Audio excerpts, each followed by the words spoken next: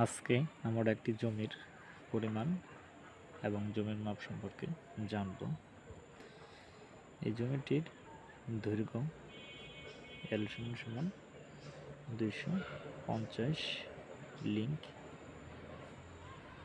LINK এবং জমিটির প্রস্থ ব্রেড = 220 লিঙ্ক।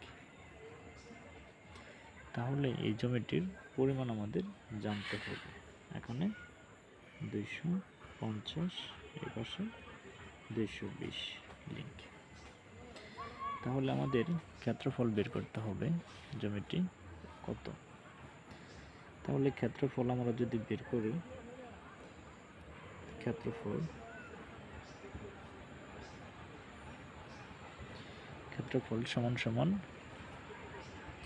250 গুণন 220 = 55,000 বর্গ লিঙ্ক।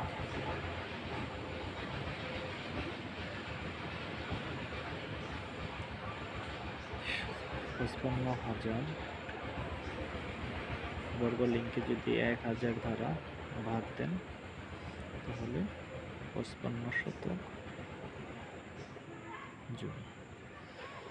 তাহলে আমরা জানতে পারলাম খুব সহজেই, যদি আপনার জমিটি লিঙ্ক দেওয়া থাকে তাহলে 1000 দ্বারা ভাগ করবেন, আর যদি আপনার জমিটি ফিট বাই ফিট থাকে তাহলে 435.6 দ্বারা ভাগ করবেন,